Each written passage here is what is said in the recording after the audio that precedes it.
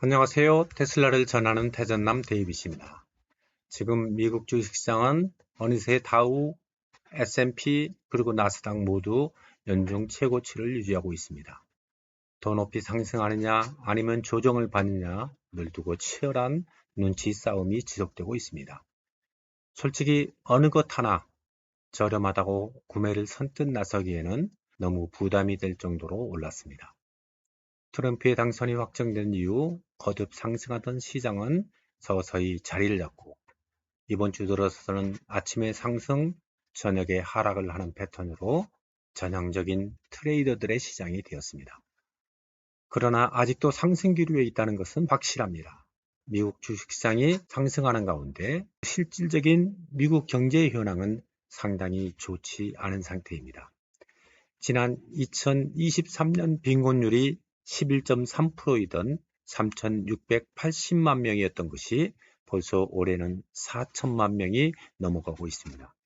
미국의 사정이 이럴 정도니 세계적인 빈곤은 점점 더 높아가고 있습니다. 선거 이후에 벌써 어느 정도 실물 시장이 냉각되어 가는 것을 느낄 수 있고, 특히 트럼프의 당선으로 그동안 트럼프가 주장한 것처럼 더 높은 관세가 중국과 유럽에 부과되면 지금까지도 잡지 못했던 인플레이션이 다시 상승할 것 같은 불안감에 당황하고 있다고 해도 과언이 아닙니다. 많은 사람들이 트럼프의 집권이 주식시장에게 좋다고 생각하지만 다른 면도 생각해 보는 것이 좋을 것입니다. 특히 트럼프의 취임까지는 기대감에 크게 흔들리지 않을지 모르지만 트럼프의 집권은 상당히 미국을 제외한 한국과 중국에게는 큰 시련일지도 모릅니다. 저의 개인적인 생각으로는 내년 봄 정도에는 상당히 큰 폭의 조정이 올 수밖에 없는 처지일 것이고, 이와 같은 조정이 오히려 주식시장이 건전성과 거품 해소를 시킬 수 있는 시기라고 보고 있습니다.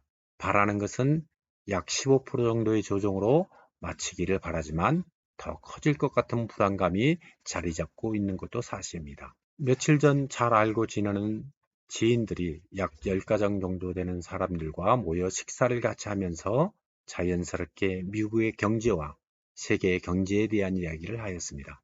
모이신 분들의 면모는 모두 성공한 미국 사업가들이라고 해도 과언이 아닐 사람들입니다.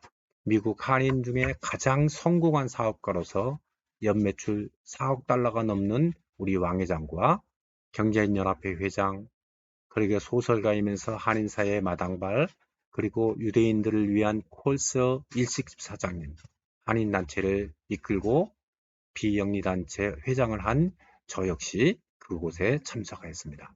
그리고 그들은 대부분 자녀들이 잘 성장하여 판사, 대기업 부회장 등 한인사회에서 가장 성공한 사람들의 모임으로 그냥 가족처럼 1년에 수차례 모여 식사하고 밤새 가면서 함께 이야기를 나누는 사람들입니다.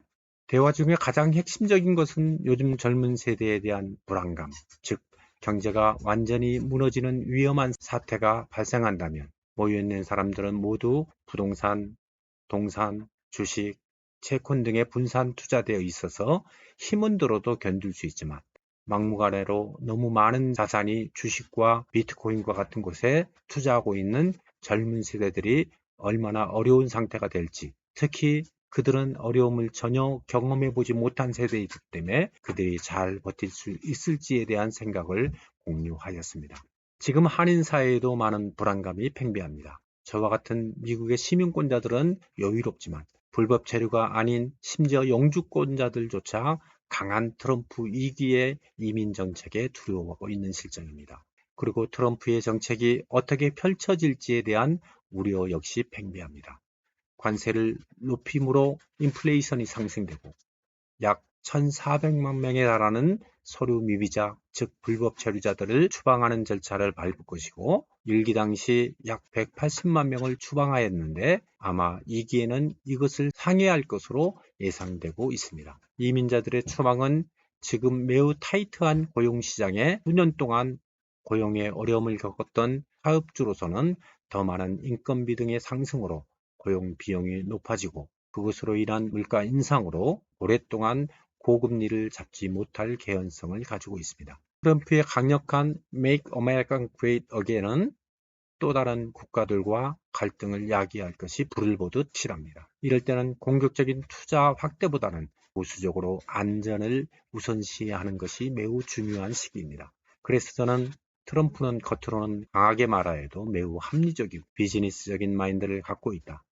너무 두려워하지 말고 현실을 직시하면서 대응하면 된다고 말했습니다. 제가 오늘 이 이야기를 꺼낸 이유는 절대로 주식에만 몰빵하면 안 된다는 것이고 너무 큰 욕심보다는 자신에게 맞는 그리고 어떤 상황이 닥쳐도 견딜 수 있는 건강한 투자 계획을 수립해야 한다는 것을 말씀드리고 싶습니다. 마지막으로 테슬라에 대해서는 기업으로는 훌륭합니다. 그러나 여러 사람들이 말하는 것처럼 포모, 즉 Fear of Missing Out의 공포를 느끼는 순간 그 사람은 잠시 후에 테슬라를 욕하게 될 것입니다. 테슬라는 매우 비싼 주식입니다. 그래서 정당한 가치를 파악하면서 기술이 발전해가는 것을 파악하면서 투자해도 늦지 않습니다.